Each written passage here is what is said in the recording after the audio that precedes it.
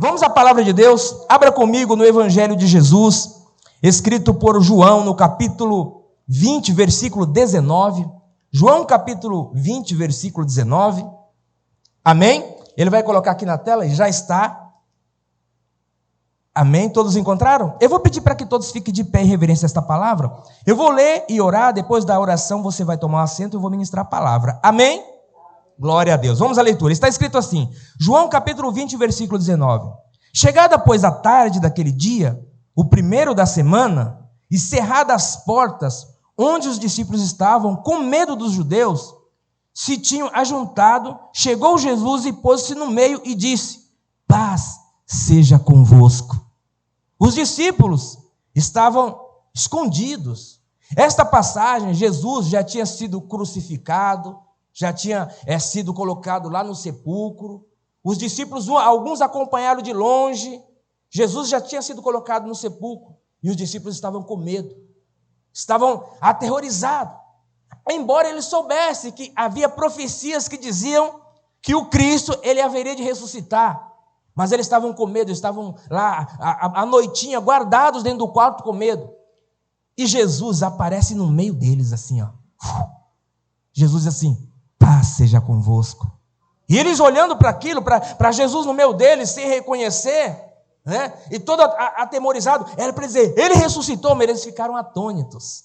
Amém? Você crê que esta é a palavra de Deus e que ela vai falar conosco poderosamente nesta manhã? Então fecha os teus olhos e vamos orar. Senhor, nosso Deus e nosso Pai Todo-Poderoso, meu Deus, a tua palavra foi lida e agora vai ser ministrada. É preciso que neste momento eu diminua para que o teu Espírito Santo apareça através da minha vida e fale conosco, fale com o teu povo, meu Deus, porque palavras humanas não transformam vidas, mas quando o teu Espírito Santo ministra, nós, meu Deus, verdadeiramente reconhecemos que nós estamos errados e praticamos a verdade, porque o Senhor é a verdade. Seja conosco, toma a direção deste culto, desta ministração, em nome de Jesus. Amém e graças a Deus. Aplauda bem forte ao Senhor. Toma o teu assento em nome de Jesus.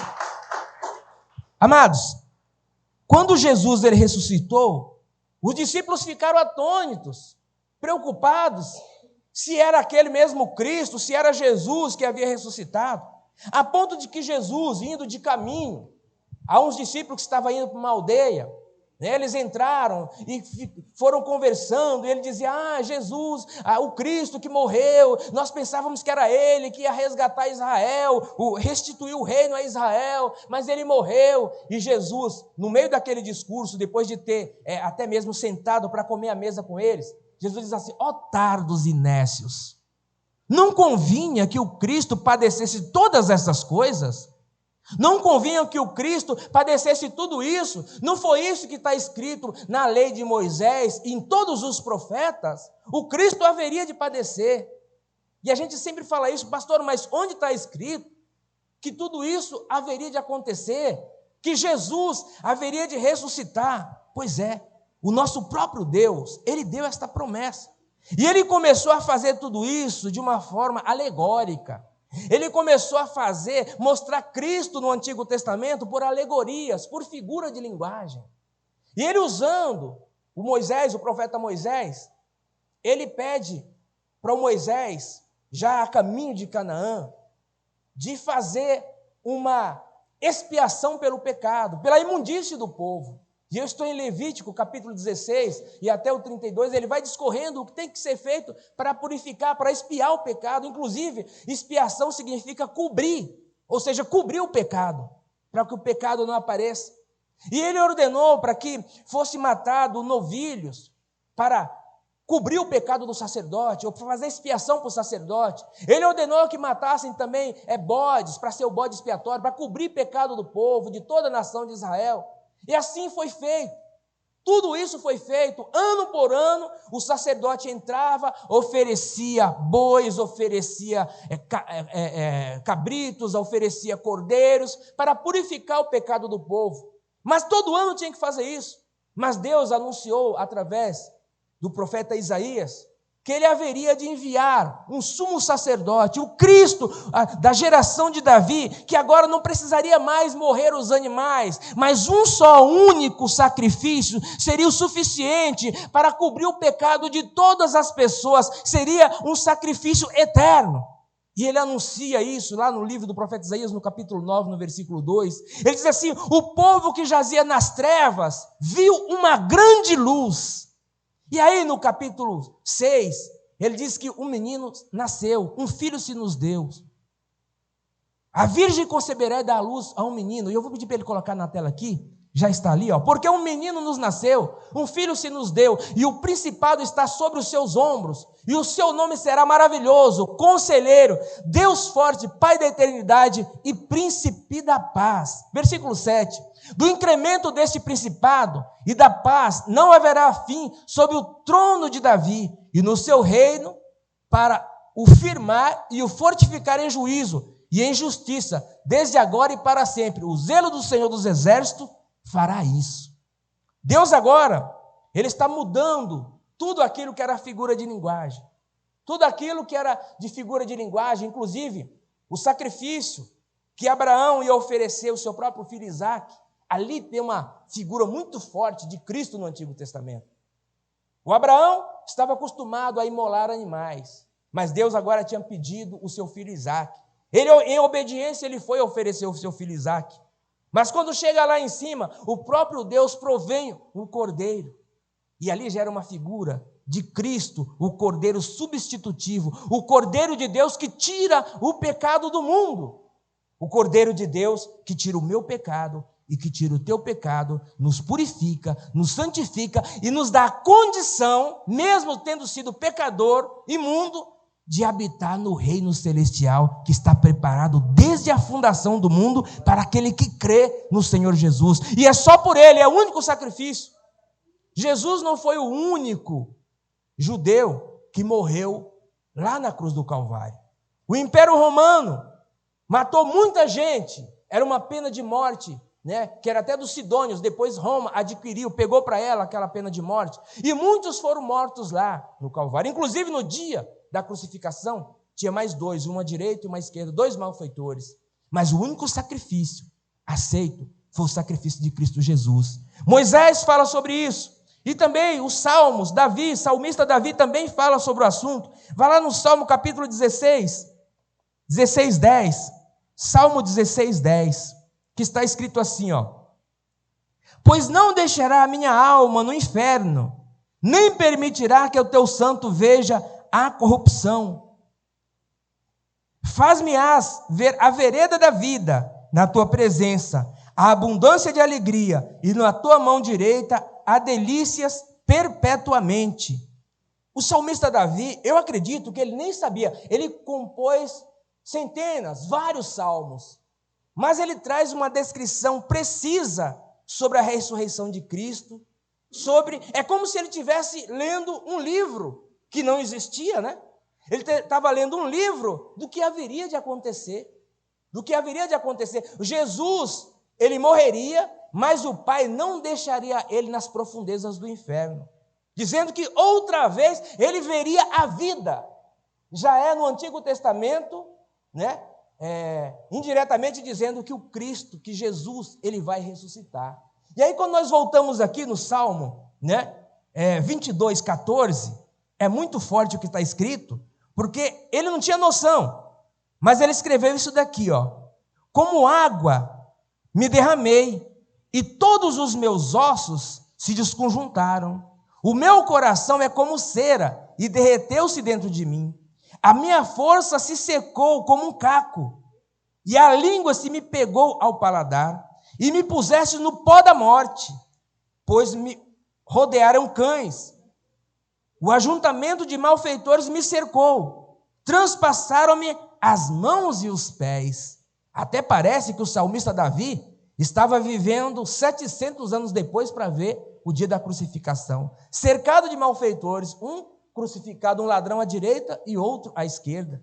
E ele diz assim: transpassaram os meus pés e as minhas mãos. Olha que Deus tremendo. Olha que coisa maravilhosa. Deus revelando para Davi, através de uma composição de um salmo, aquilo que haveria de acontecer. Versículo 17. Poderiam contar todos os meus ossos. Eles vêm e me contemplam, repartem entre si as minhas vestes e lançam sortes sobre a minha túnica. Mas tu, Senhor, não te alongues de mim, força minha, apressa-te em socorrer-me. Livra a minha alma da espada e a minha predileta a força do cão. Olha só que coisa que ele fala aqui, muito rica. Você sabe que quando Jesus estava indo na Via Dolorosa, né, bateram com Jesus com um caniço, colocaram uma coroa de espinhos na cabeça dele. Tu és o rei dos judeus, diz que tu és o rei dos judeus, e bofeteavam Jesus, e Jesus sofrendo de todo aquele jeito, pegaram uma capa vermelha, colocaram sobre ele, dizendo, tu és rei. Quando chega lá em cima, eles jogam sortes. O salmista Davi fala sobre isso. É impressionante, né? Ele fala que eles jogaram sortes, né? Para dizer, provavelmente como fossem uns dadinhos, para dizer assim, olha, eu ganhei a minha. Os cães me cercam.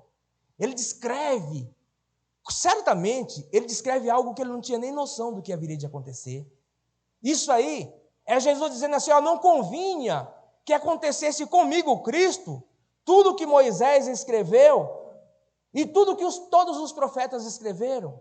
Eu trouxe uma menção só de que o Moisés falou em Levítico, mas tem muitas outras mais, né? Eu trouxe uma só, duas de Davi, mas tem muitas outras coisas mais. Quando o Moisés mesmo estava lá no deserto, o vulgo, né, que era as hebreias, que casou com aquela pessoa que era estrangeira, era chamado de vulgo, né, porque era egípcio, e os homens também, vieram murmurando no caminho para a terra prometida. Ah, Moisés, nós vamos perecer, nós vamos morrer. Nós comíamos cebola, nós comíamos pepinos lá no Egito, nós comíamos peixe, você trouxe para nós morrer no deserto de sede, nós estamos perecendo. E aí aquele povo tudo murmurando, foram para Moisés, Moisés, faz alguma coisa, é o que o povo está murmurando. Moisés vai orar, e Deus fala para Moisés, Moisés, vai lá na rocha, Moisés. Toca com o teu cajado na rocha, porque vai sair água da rocha. Moisés era um homem manso, mas de tanta aflição que ele ouvia, era como se fosse uma goteira à noite batendo na cabeça de Moisés. E tem gente que é assim, né? Tem gente que perturba tanto que parece uma goteira batendo na cabeça do outro. A pessoa está aqui dizendo, pastor, eu não tenho paz, não me dá paz no momento nenhum. Quando eu vou respirar, a pessoa com o mesmo assunto,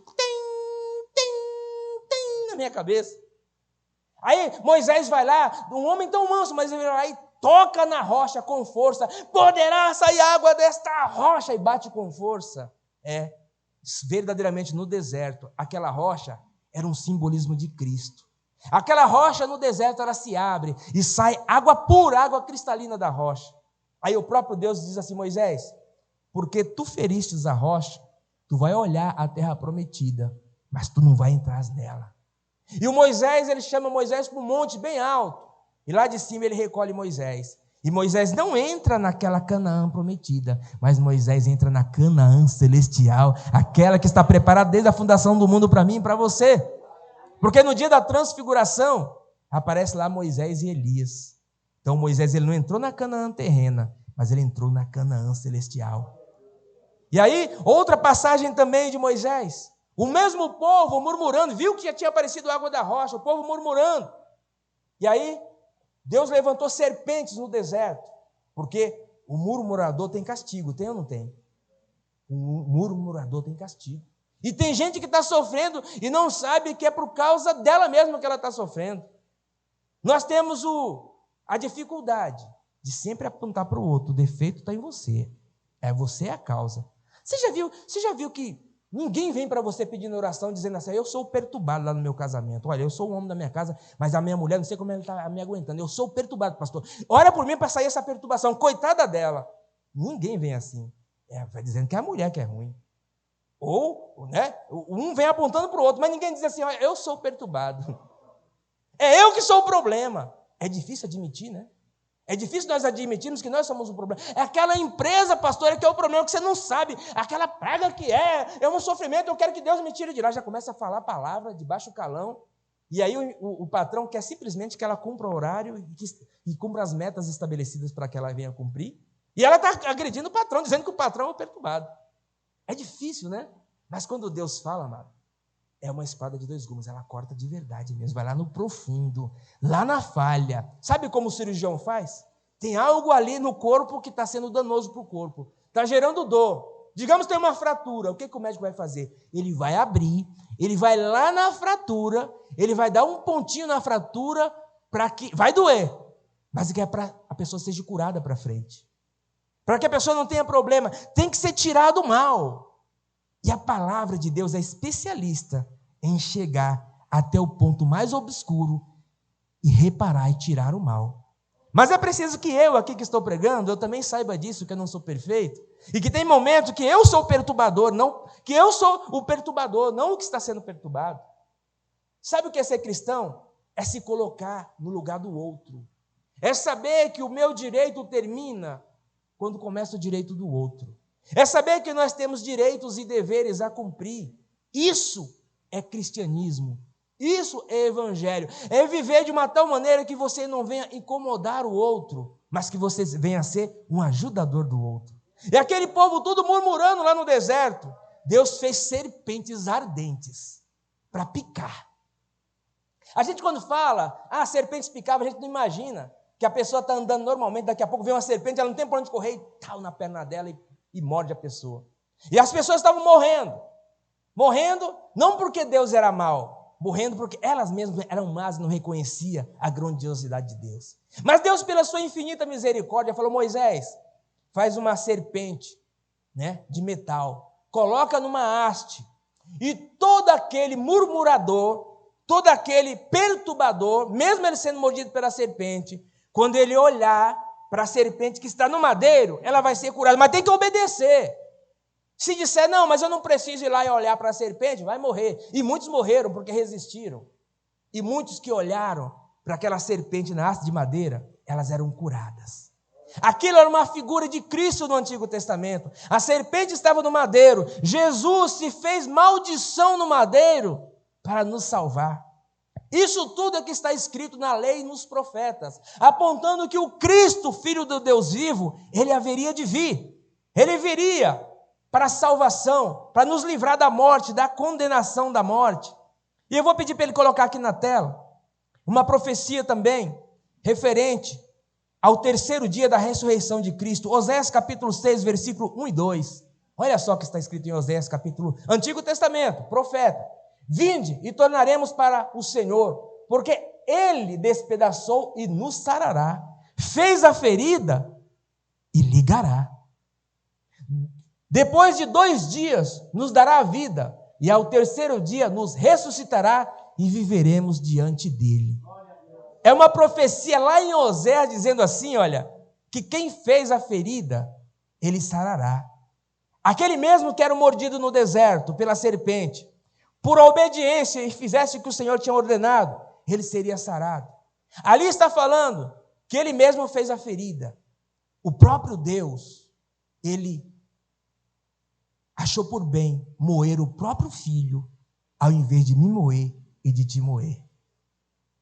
Ele achou bem trazer toda a nossa culpa, todo o nosso pecado, todas as nossas palavras que trouxeram morte e destruição sobre a vida das pessoas. Jesus chegou assim, olha, traz isso para mim, você não tem condição de pagar, eu pago a tua dívida. Ele trouxe, ele enfermou, ele ficou doente, porque o pecado adoece as pessoas. Não é só a droga, não é só o cigarro que deixa o pulmão da pessoa preto, não é só a dependência química que destrói a vida da pessoa. O pecado destrói, tira a sensibilidade, a pessoa começa a concordar com o erro. Mas Cristo, ele pegou tudo isso e trouxe sobre si, sendo justo, sendo filho do Deus vivo, ele traz todo o pecado para ele mesmo, para que eu e você tenhamos a vida eterna. Mas está dito ali que ao terceiro dia ele ressuscitaria. Ao terceiro dia ele vivificaria, seria vivificado pelo próprio Deus. E agora nós vamos lá para o Evangelho, segundo escreveu Mateus, no capítulo 12, versículo 38. O povo gosta de pedir um sinal, né? Tem gente que não se contém mais em ler a Bíblia, em ouvir a palavra de Deus. Tem gente que vem pedir oração. Pastor, o que Deus mostrou para o senhor aí? Deus não me mostrou nada, mostrou só você.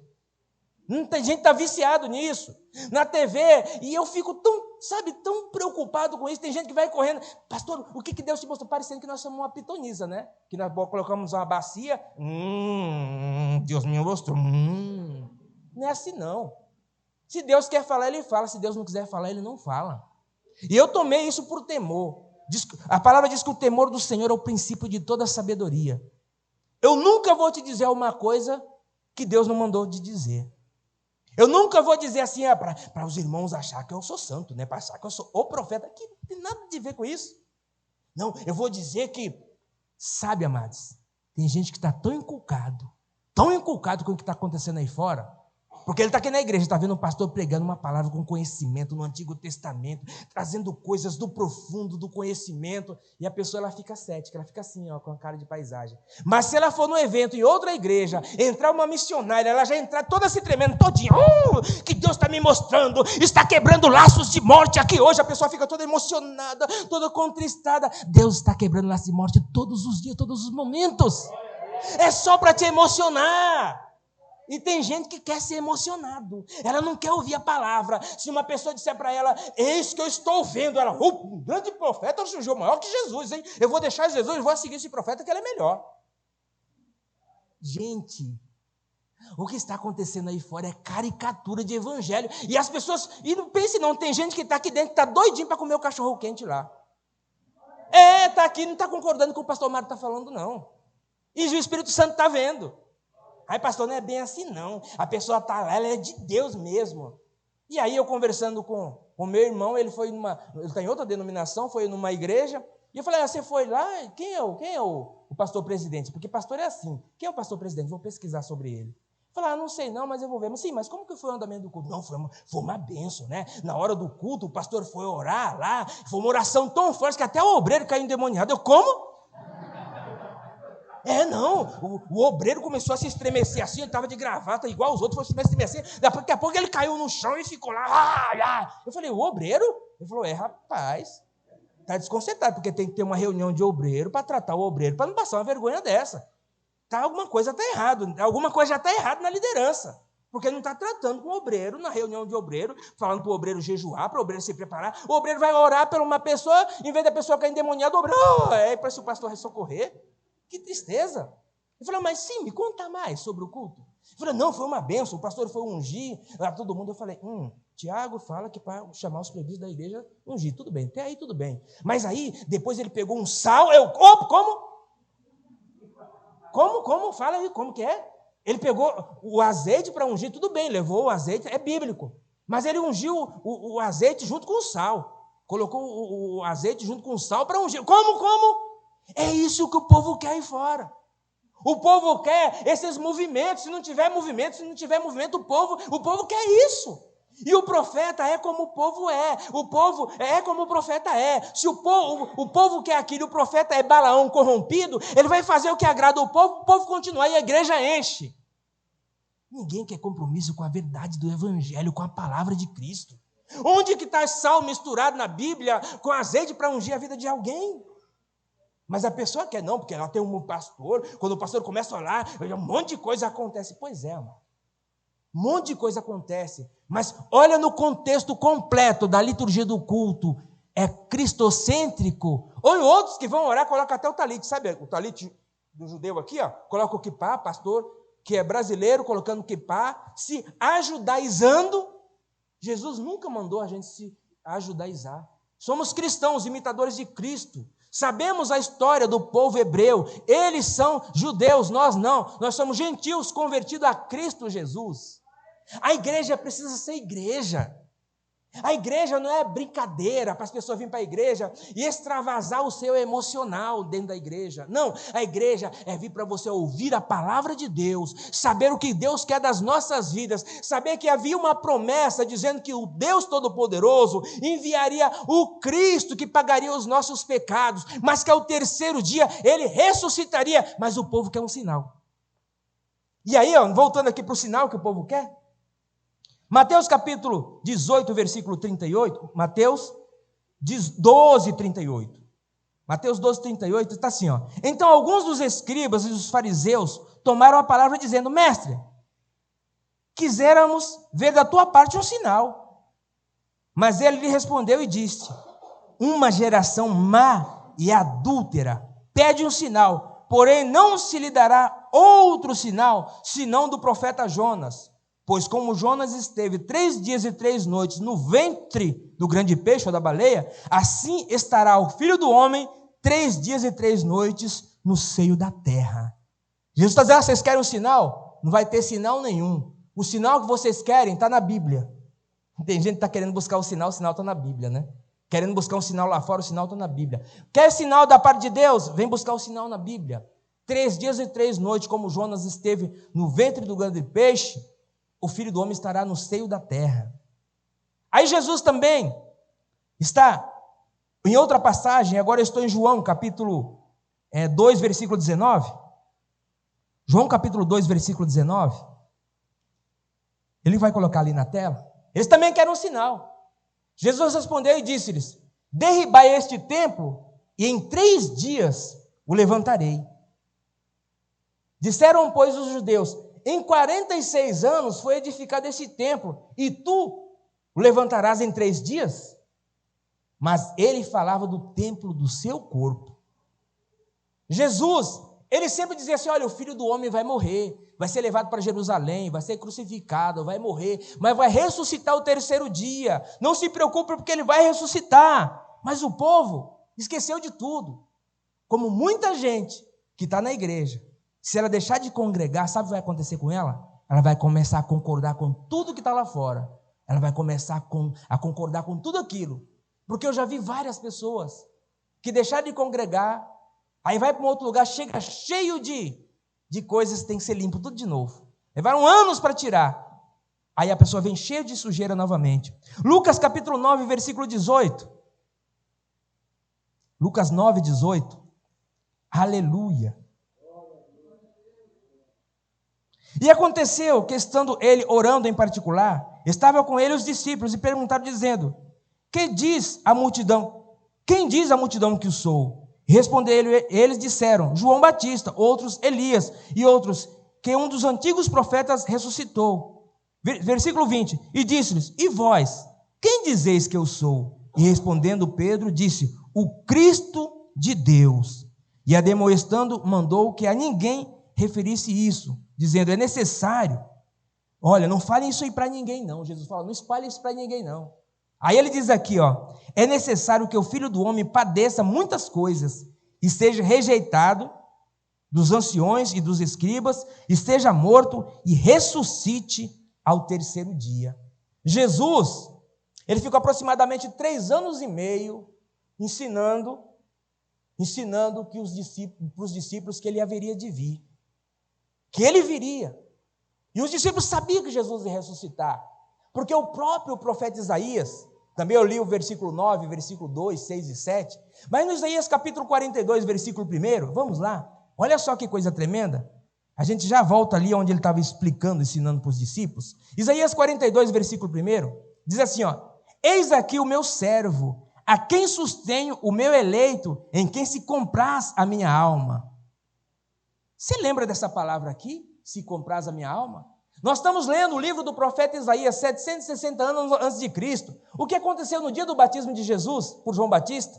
Quando Jesus desce as águas, quando ele sai da água, uma voz do céu saía dizendo assim, esse é o meu filho amado, em quem eu me comprazo. De onde está escrito isso? Aqui, acabei de ler, 700 anos antes, o profeta Isaías profetizou a mesma coisa. Eis aqui o meu servo, a quem sustenho, o meu eleito, em quem se compraz a minha alma. Pus o meu espírito sobre ele, juízo produzirá entre os gentios.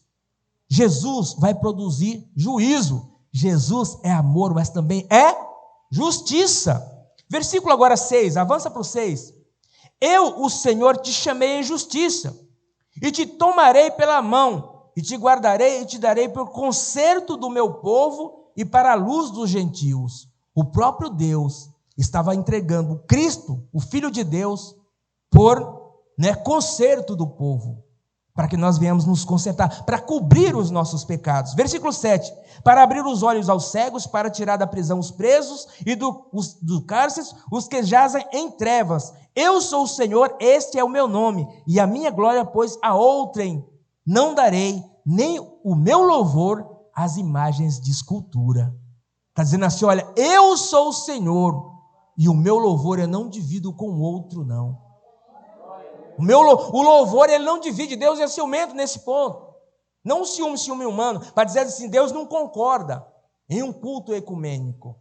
Um culto ecumênico, Salomão tentou fazer e não deu certo.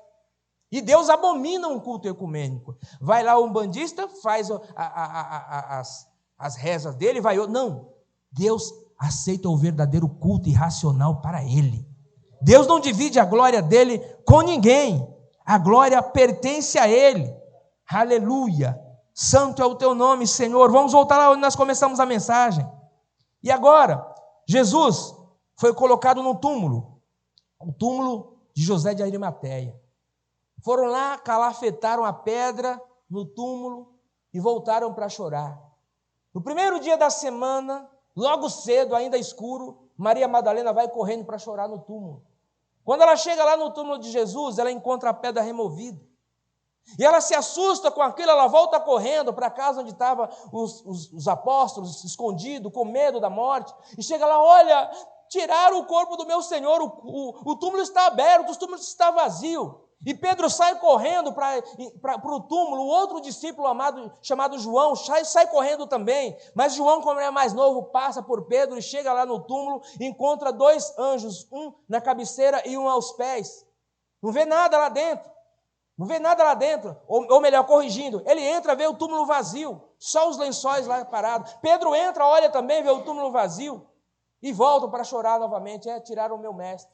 E aí a Maria Madalena volta depois, entra corrigindo, aí entra dentro do sepulcro, encontra um anjo à direita, uma cabeceira, outro aos pés. Ela pensa que são os jardineiros.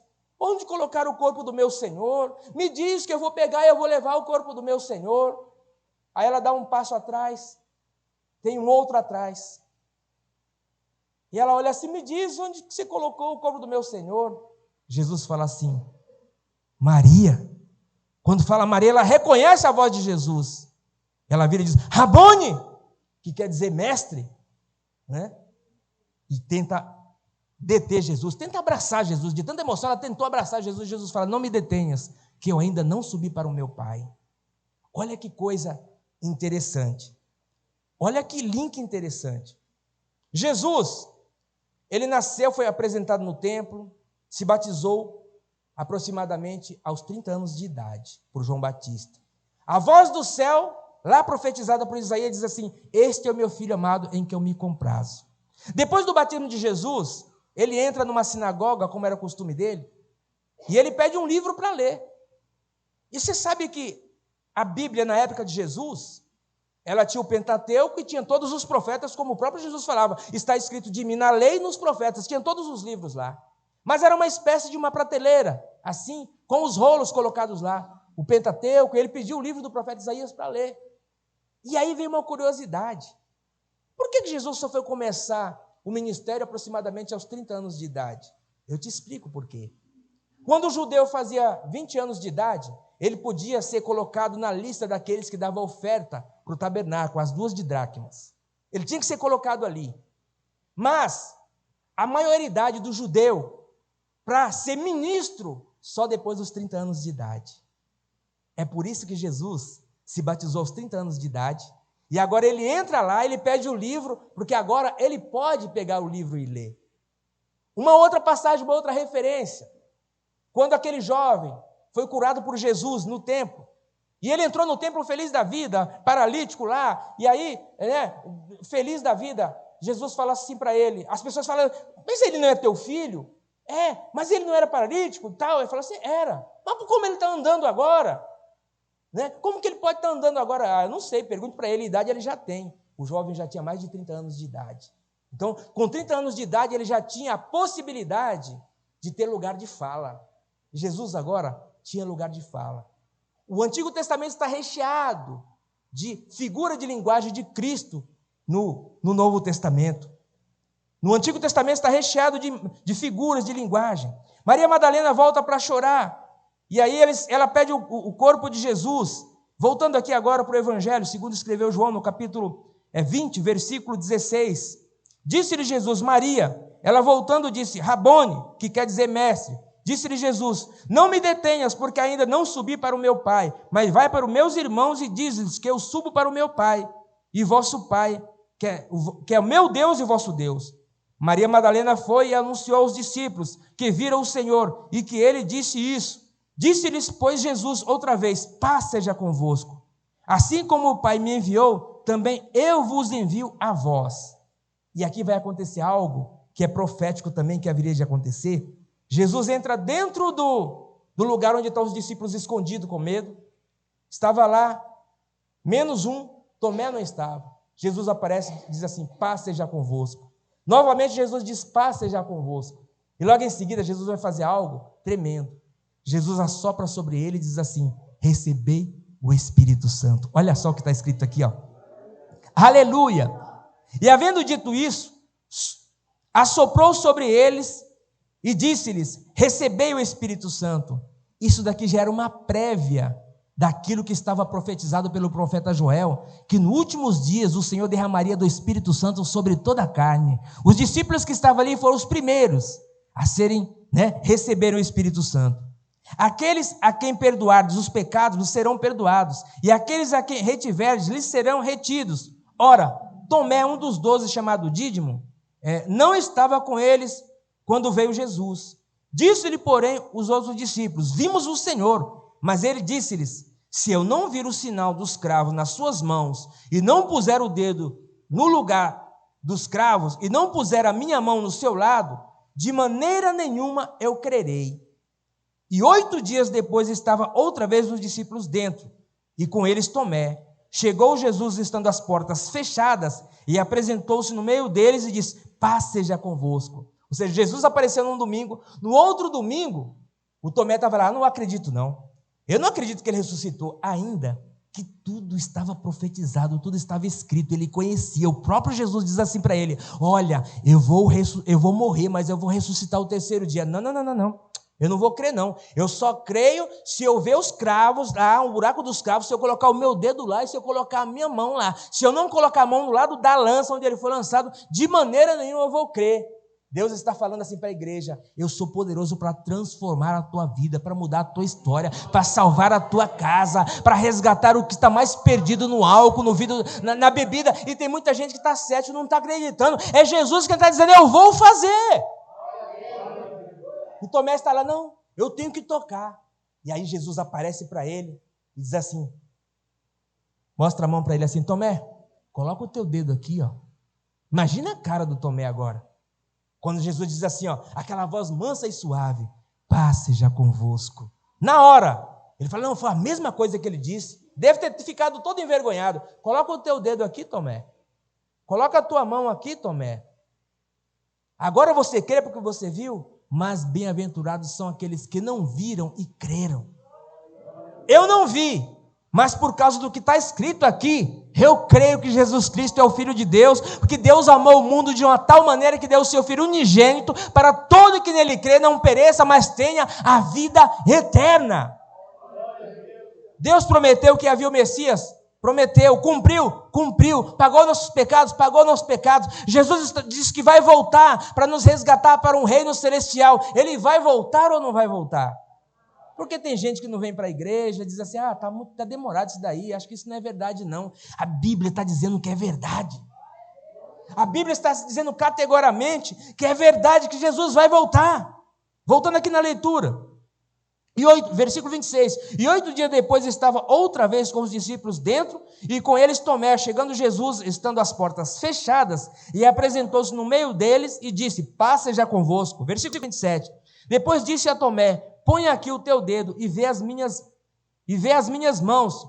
Chega a tua mão e põe no meu lado. Não sejas incrédulo, mas crente. Tomé respondeu e disse: Senhor, meu Deus, Senhor meu e Deus meu. Disse-lhe Jesus: porque me vistes, Tomé, crestes? Bem-aventurados os que não viram e creram. Aleluia! Vamos finalizar a mensagem. Atos dos Apóstolos, capítulo 1, versículo 4.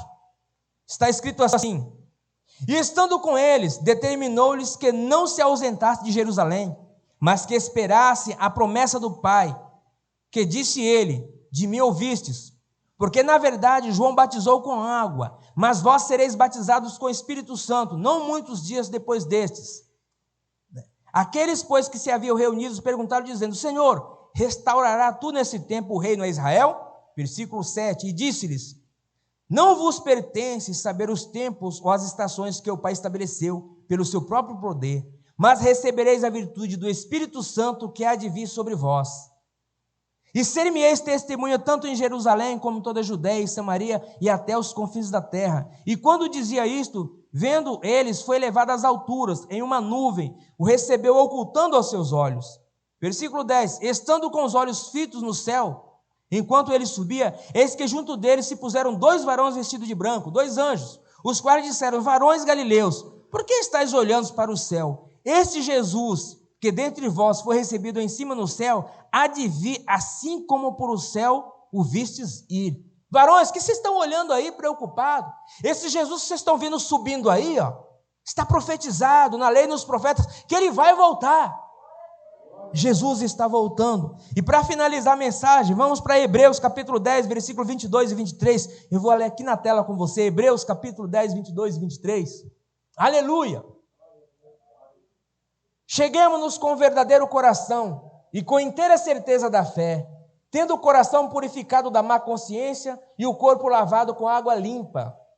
Retenhamos firmes a confissão da nossa esperança, porque fiel e justo é o que prometeu. Aquele que prometeu, que vai libertar, que vai resgatar, que vai salvar, ele vai cumprir porque ele é Deus fiel e verdadeiro. Se coloque de pé e aplauda bem forte ao Senhor. Aleluia! Ele é fiel, ele é justo, ele é verdadeiro. Este é o Evangelho de Jesus. Paulo escrevendo aos Gálatas, capítulo 1, versículo 8, que não é para nós corrermos atrás de um outro evangelho, não. Este é o evangelho da salvação. Mas ainda que nós mesmos, ou um anjo do céu, vos anuncie outro evangelho, além do que já vos tenho anunciado, seja anátema, em outra tradução, maldito. Este é o verdadeiro evangelho, que Deus é misericordioso, que Deus é longânimo, que Deus é bom, e tudo aquilo que Ele prometeu, o que não se cumpriu, vai se cumprir, e não tardará. Os sinais estão aí. Não concorde com a concupiscência do mundo. Não se deixe ser levado pela mídia, ou por redes sociais, que estão aprovando o que é errado, aprovando tudo o que é imundícia. Você já foi purificado da imundícia. Jesus já te purificou pela palavra. Não permita mais fazer como a porca, que foi lavada e volta para o esponjadouro de lama. Não permita ser como o cão que volta para o vômito, que é o que muitos estão fazendo.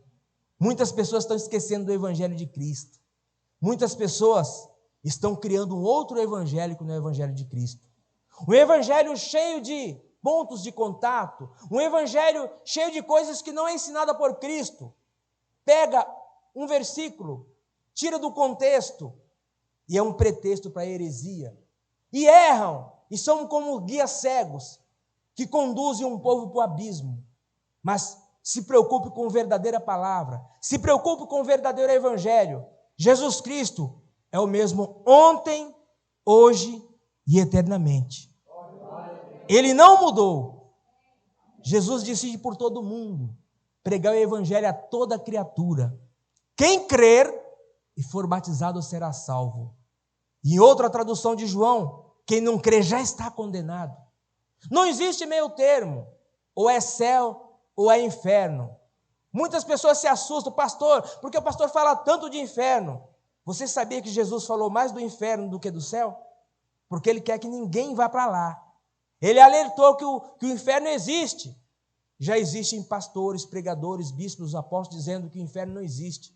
Existem pessoas dizendo que Adão e Eva nunca existiu.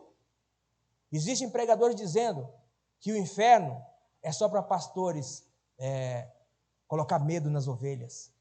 Jesus Cristo diz assim, que será lançado um lago de fogo e de enxofre, que é a segunda morte.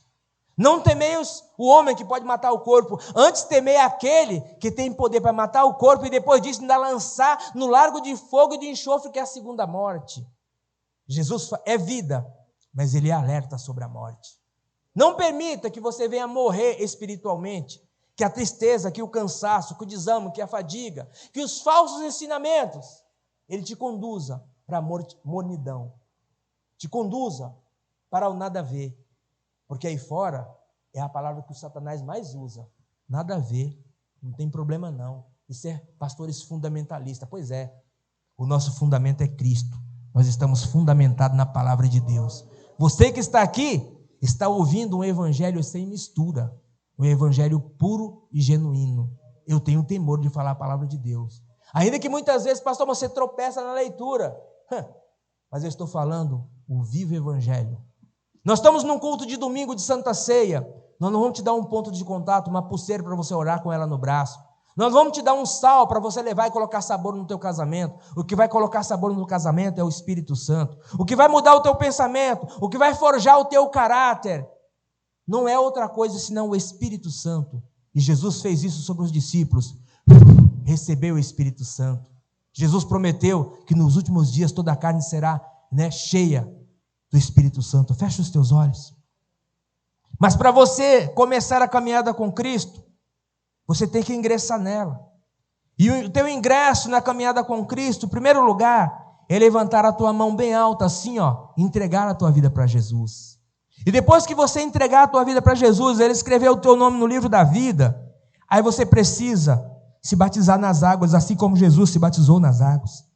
E depois de se batizar nas águas, não parou por aí não. Você precisa continuar se consagrando, jejuando, se santificando, participando do corpo e do sangue do Senhor Jesus Cristo. Inclusive, o próprio Jesus disse que aquele que não come da minha carne, não bebe do meu sangue, não tem parte comigo e nem no reino dos céus. Se porventura tem alguém aqui nesta manhã que nunca confessou a Jesus como seu único Salvador, levante a tua mão bem alta juntamente com a minha, que eu juntamente com a igreja nós vamos orar, e o próprio Senhor Jesus Cristo vai escrever o teu nome no livro da vida, para que ele nunca mais seja apagado. Tem alguém que quer entregar sua vida para Jesus nesta manhã? Todos já somos de Cristo? Se porventura você passou por uma semana tribulosa, uma semana difícil, e você precisa de uma oração de fortalecimento, você sente que você precisa que o pastor, que a igreja, que nós oremos pela tua vida, saia do teu lugar e vem aqui à frente, porque eu vou convocar os irmãos à igreja para nós orarmos por aquele que está sofrendo. No mundo nós temos verdadeiramente aflições. Nós não somos super-homens ou super-mulheres. A luta vem para todos. Aquele que está de pé, cuide para que não caia, diz o apóstolo Paulo. Aquele que precisa de oração, seja humilde em reconhecer, dizer assim: Senhor, eu preciso da ajuda dos irmãos. Muitas vezes, só um olhar nos olhos e a paz do Senhor esteja contigo, você está transmitindo a paz para aquela pessoa que por tantas situações ela passou por tribulação.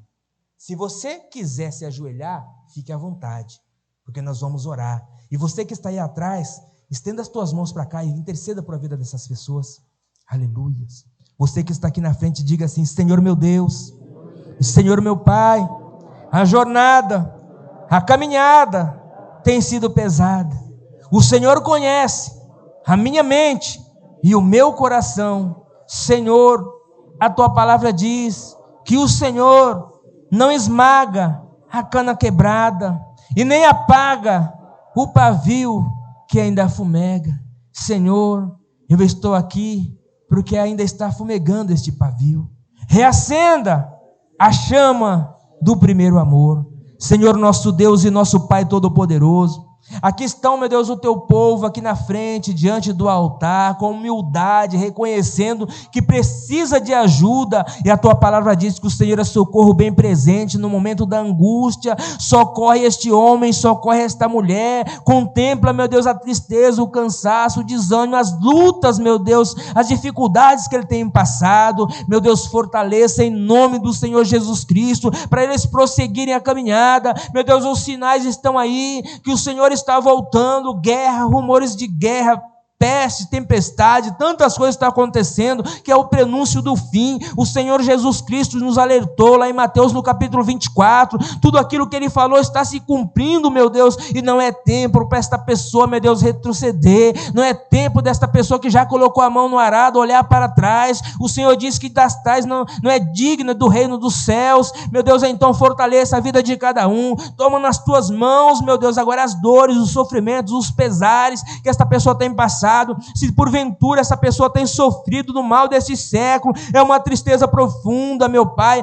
é uma ansiedade, é depressão, nós repreendemos tudo isso em nome do Senhor Jesus Cristo. Nós sabemos que o Senhor pode mudar essa situação, e quando esta pessoa levantar desta oração, ela se levante completamente fortalecido pelo Senhor. Nós ligamos aqui na terra, juntamente com a igreja, e nós sabemos que está sendo ligado aí nos céus, em nome de Jesus, amém, e graças a Deus. Se coloque de pé, aplauda bem forte ao Senhor. Toma posse do fortalecimento. Nós precisamos ser humildes e reconhecer, eu preciso que ore por mim. Inclusive, você deve orar pelos pastores, pelos teus pastores, orar pelos obreiros. A Bíblia nos ensina a orar uns pelos outros. Nós nunca sabemos a luta que o nosso irmão está passando. Tem coisa que é tão íntima, que é tão particular, que não dá para se contar. Tem coisa que é só entre nós e Deus. E muitas vezes eu aprendi. A pessoa pede oração, se ela quer falar o motivo, amém, eu ouço. Mas se ela não quer falar o motivo, Deus sabe o motivo. Pastor, ora por mim, tem uma situação que está muito difícil, eu não vou ficar, mas o que você quer que eu ore? Parece que quer saber o sentimento mórbido de ver a pessoa sofrer. Tá, você não quer falar, amém, amado, vou orar.